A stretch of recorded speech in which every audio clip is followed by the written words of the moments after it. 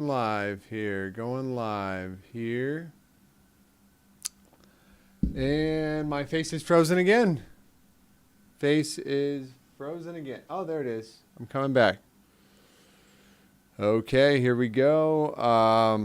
Here we go. Doing the live streams because we got shadow banned on some of our other social media. They did not like my shirt about be awake and not woke.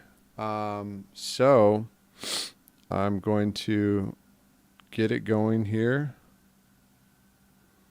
just shortly as, well, we've got some pretty entertaining price action at the moment. And,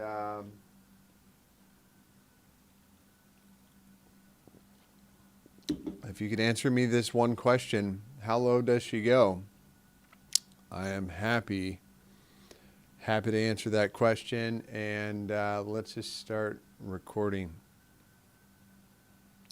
So, do I have my notes ready? No, I do not. Here we go, Bitcoin on the daily, and picking up a little bit of a bounce here at the short term. All right.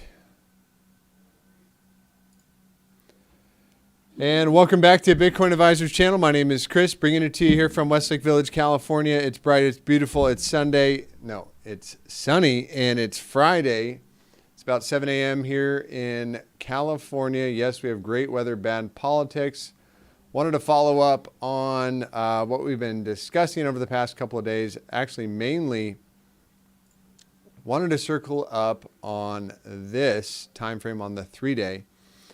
In particular, which today, not only will we have the 3-day closing, we're going to have the 2-day closing, and we're going to have the 4-day time frame closing, relatively higher term time frames, and the 3-day volatility is beginning to tick up. Where do we define, expansion, though, is the question. When 3-day volatility gets above 25%, call it 24%, you could front run that with maybe 15% and say, okay, a move is initiated. But we did call it out 4 days ago on this last 4-day closure. Multiple drives of hidden bearish divergence. Prices making higher highs.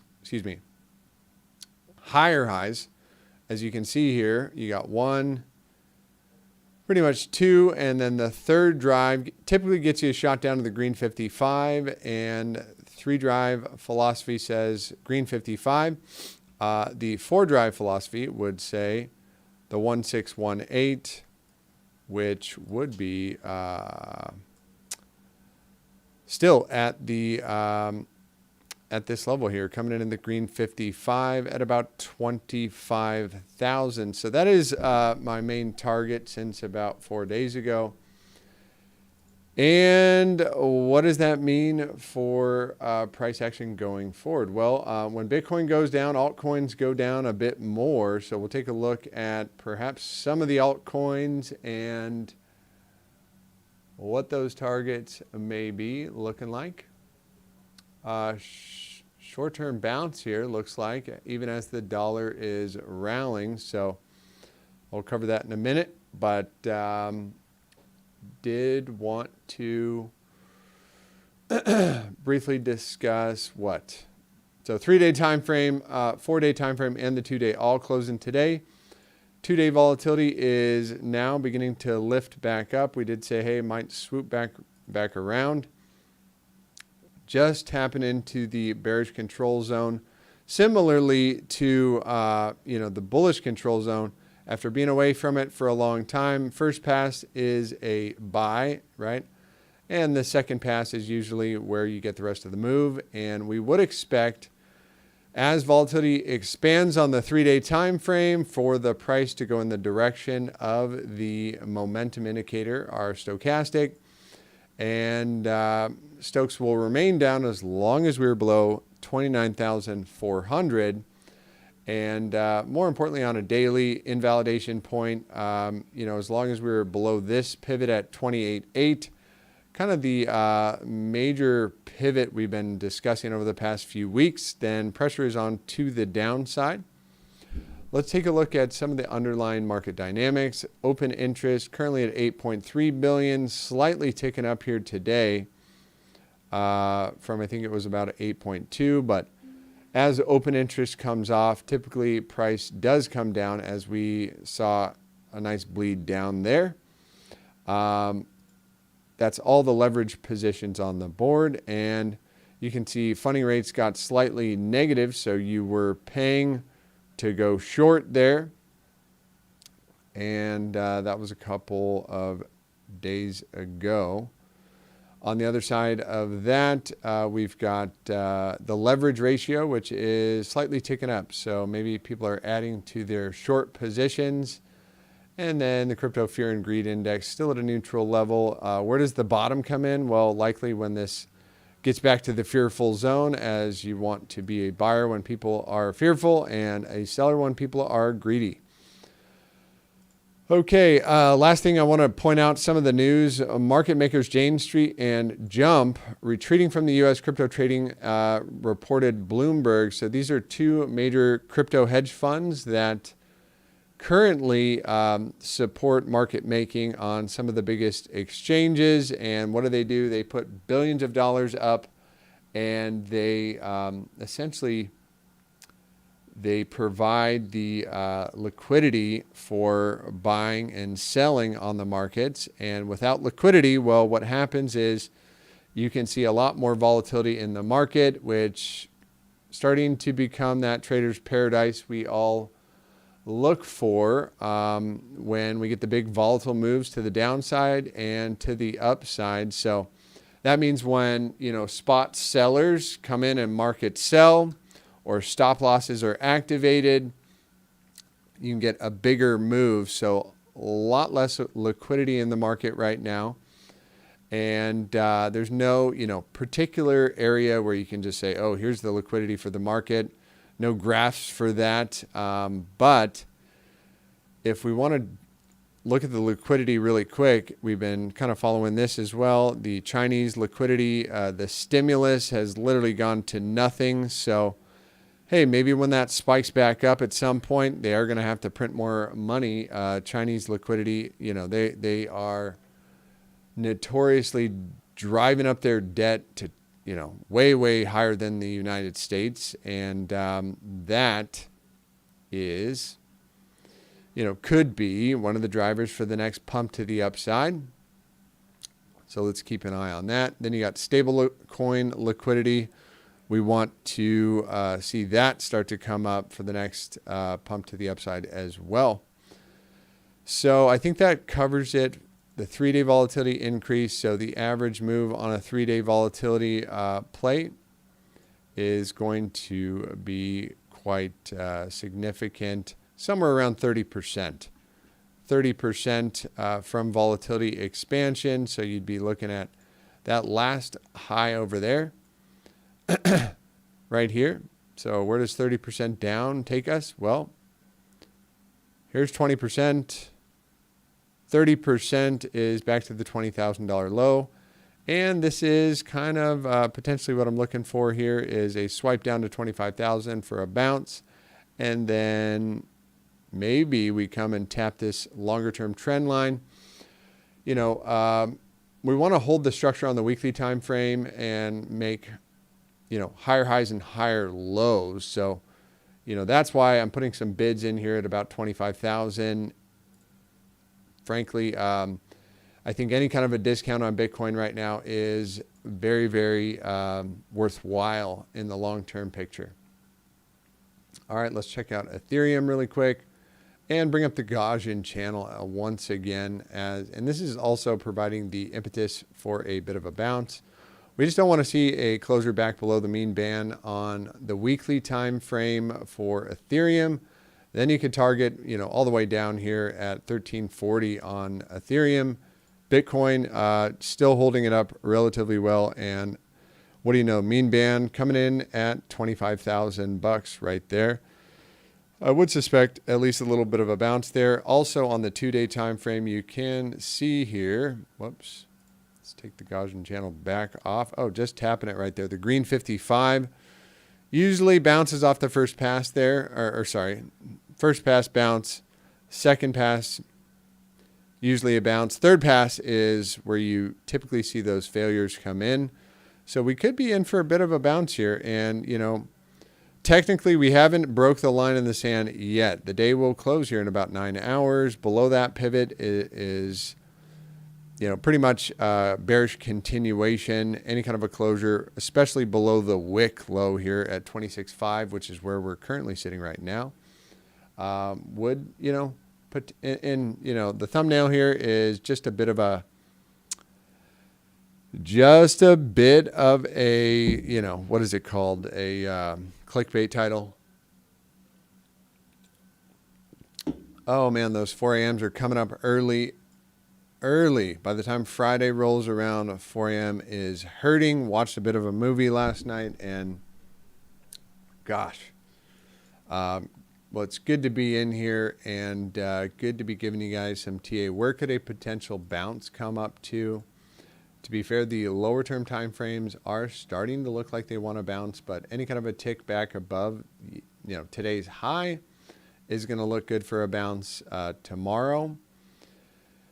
And let's turn it around to some of the lower term time frames. On the 4-hour time frame, potential bounce initiated, but as long as the 9 is governing here on the 4-hour, you would suspect that and momentum, to be fair, will cross back up here as long as we are, well, above 26.425, which we are currently there right now. So the question is, you know, do we get one more leg down here? You can see volume is declining on the 4-hour time frame, and I would say it has to do with the dollar. And look at the dollar actually ripping to the upside right now, hitting our target, finally hitting that green 55. And the question is, are we going to break the range and hold above it here? Probably going to be a sell on the first pass, but technically speaking, after these, how many drives of hidden bullish divergence where price is making lower lows, but the RSI is making higher lows. Let's see it on the weekly time frame, because the week will close today, and coming back all the way from here. So price is making, no, it'd have to be from here. It would have to be from there, from this pivot way back here. Way back here. So that's a little too far away for my liking. No, this would be good enough for me right here. So this low in a coordinates, you'd have 1, 2, 3, and that would be confirmed this week with any kind of a closure above this level right here. And look at the dollar looking strong and healthy here, looking so with that kind of a drive of bullish divergence, technically you're looking for a target all the way back to the top side of the range, 3 drive variety, right? So I'll just mark it off here. Actually, 3 drive variety. So you've got lower low, lower low, lower low, but you've got higher lows, dramatically higher lows. And, you know, as long as we're below this guy right here, it is pressure onto the downside for the U.S. dollar. And we're about to tick above last week's high right now. Just barely getting there. So close, you know, very, very close. A tick above there. Probably going to initiate that second target up to this level.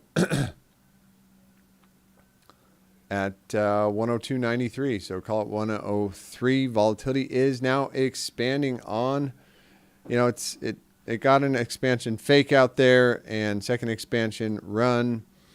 So how does this play with the economic data that came in today? Michigan Consumer Sentiment Report saying that, oh, it came in lower than expected.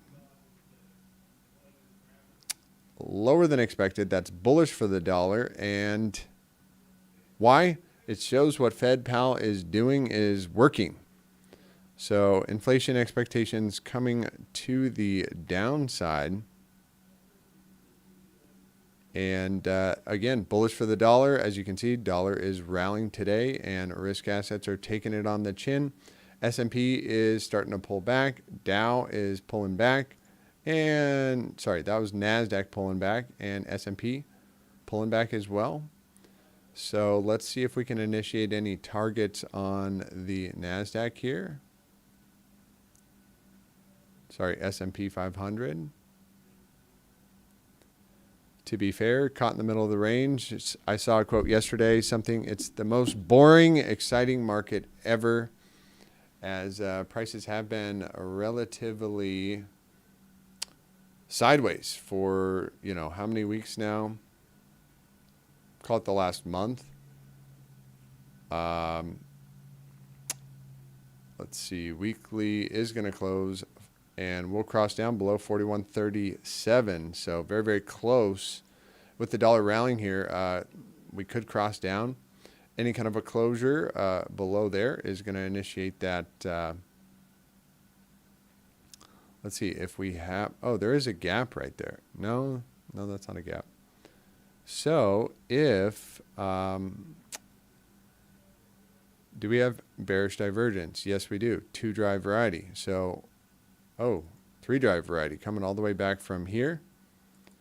So we're, again, on the S&P, 1, 2, 3 drives gets you a shot to the bottom side of the range, or at least the green 55. I would mediate that with a weekly closure back below this pivot. So might not happen today, but, going into next week, we may be looking lower back to the bottom side of the range here.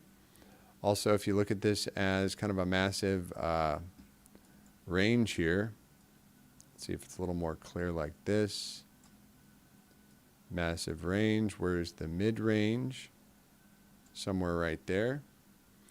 So, targeting a move on the S&P next week, probably down to this level, and we'll see if we can bounce it from there. If not, back to the bottom side of the range. A lot of divergence, 3 drives, and I would not be surprised to see, that old sell in May and go away philosophy start to rear its ugly head. Let's take a look at the time frame, the shorter term time frames, which I've been having a lot of fun on recently. And are we getting a bit of a sell here? Let's see.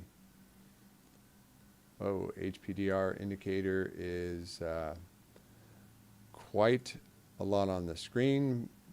And we are putting in a bit of a sell here. If we do close anywhere here or lower, you're going to see how many drives of bearish divergence, which should give us a nice little downside target. As again, you're going to have 1, 2, 3 drives back to the bottom side of the range here for this guy on the shorter term time frame. So again, price is making lower highs. RSI is making higher highs. I hope this is becoming more and more apparent to you guys. So price is making lower highs, right? 1, 2, 3. And the RSI is going to be making higher highs. This is a very powerful tool, one of my favorites to use to trade not only the higher term time frames, because it's even more strong on the higher terms, but the lower term time frames, it works on all time frames. So we got 1, 2, 3, right? And what happens? You lose the exponential, get back in the bearish control zone, and that downside move all the way back down to 26,130 will hit. And, relatively low volatility as we are coming into the green 55. So not a perfect sell, but pretty darn close. And momentum is snaking back down to the downside. So pressure is on to the downside, even in the shorter term time frames. At a minimum, I'd be looking at 26,338 on the shorter term time frames. What else do we want to look at? The hourly pretty much had a nice little bounce here off of this declining volatility signal. Again, how does the BBWP work? This is the Bollinger Band with percentile. What does it measure? I'm going to put on one of my old charts. One of my old charts, because it has the Bollinger Bands just sitting there. It measures a volatility expansion. I love this one. And that's the distance between the Bollinger Bands, which are the outside. This is the Bollinger Band, the middle one here. Let's get rid of these EMAs. All right. That's the Bollinger Band. That is the Bollinger Band. And how does this one work? Well, generally speaking, when you break below it, you're going to hit the bottom side, right? When you're closing below the bottom side Bollinger Band, you expect trend continuation. So let's see, in fact, on the 4-hour, that pretty much does provide the impetus for our next target down. Despite the potential bounce criteria here, you got volatility expanding, and what do I want to say here? So we did close below these two areas right here on this closure last night, and that does initiate a target down to 23,250. Let's check out the 6-hour. 6-hour giving us a much deeper target. 12-hour, same thing, much deeper target. And the daily, yeah, much deeper target. Perhaps this trend line does want to get hit over time. It's not going to happen in one swoop, but with low liquidity in the market, you'd expect right now the downside moves to be more potent, so to speak.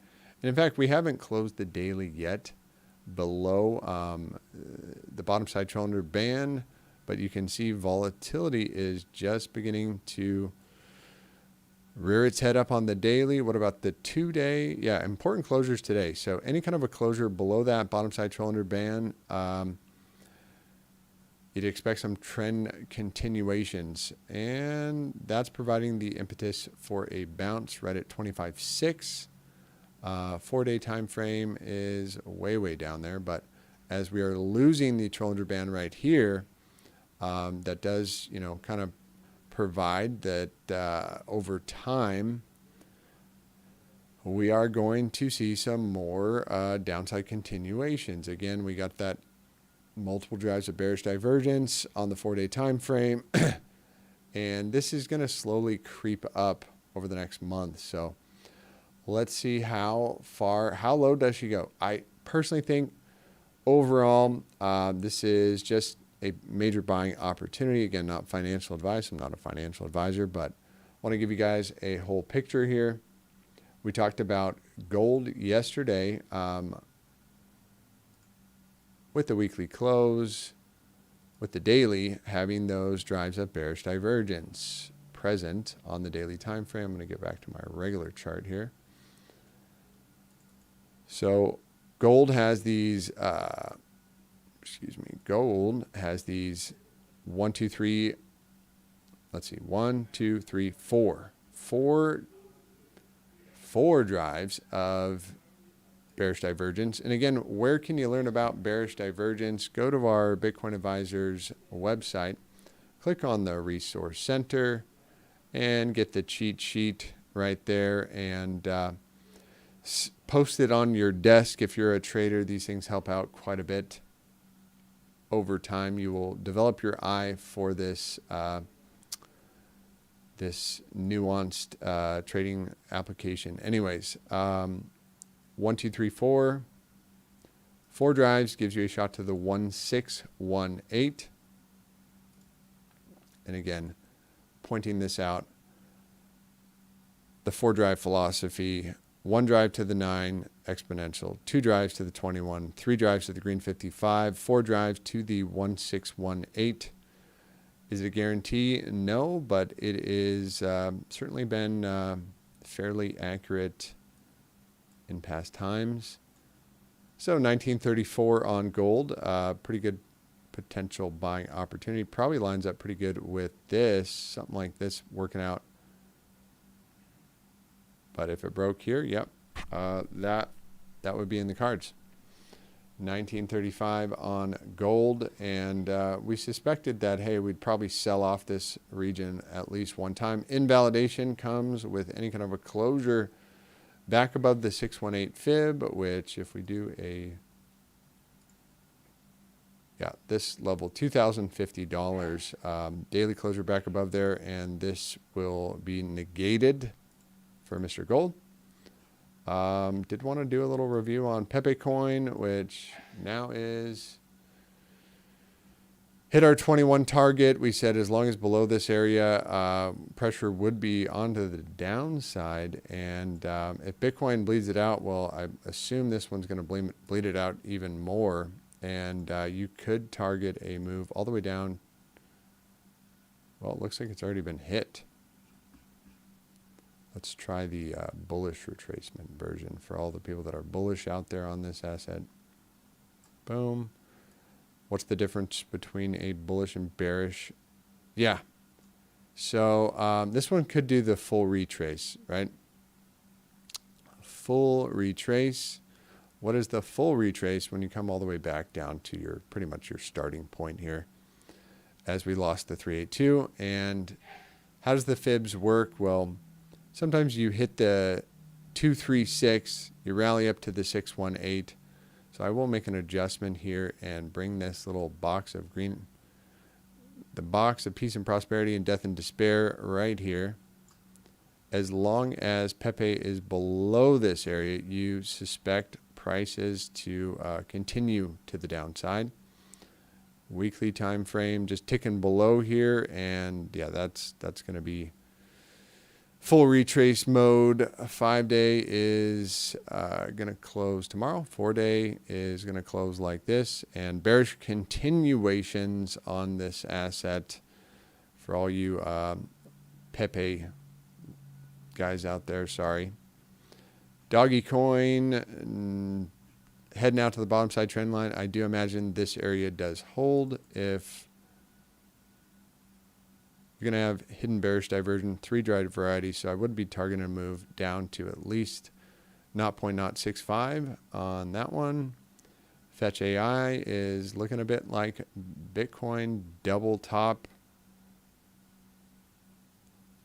Where's the target on this one? Bit deeper. Probably next target is going to be 17 cents. Volatility is expanding on the 4-day. Bearish divergence all the way down in the bearish control zone. And yeah, that is a pretty clear, this is the last pivot to kind of hold up the market, but next target down is probably a little bit deeper for Fetch AI. Let's check out Matic, as I haven't looked at this one in a while. Matic closing below the range lows. Next stop down. It's going to be somewhere in this area. Daily volatility still expanding. 4-day is just starting to expand. So Bitcoin takes it on the chin. I would suspect Matic heads down to 74 cents. What other popular ones do I get asked about a lot? And we've been talking about Quant actually on the live streams, which we got shadow banned here. Quant giving us a bit of an early warning sign as we broke this triangle to the downside, almost a month ago. 4 times 5, yeah, that's about 20 days ago. We've been looking for this region to get tagged on Mr. Quant and the measure move all the way down to 72 bucks. But it's holding it up, to be fair, right now. And 4-day volatility is just beginning to expand, and momentum is to the downside as long as we're above one or below 111.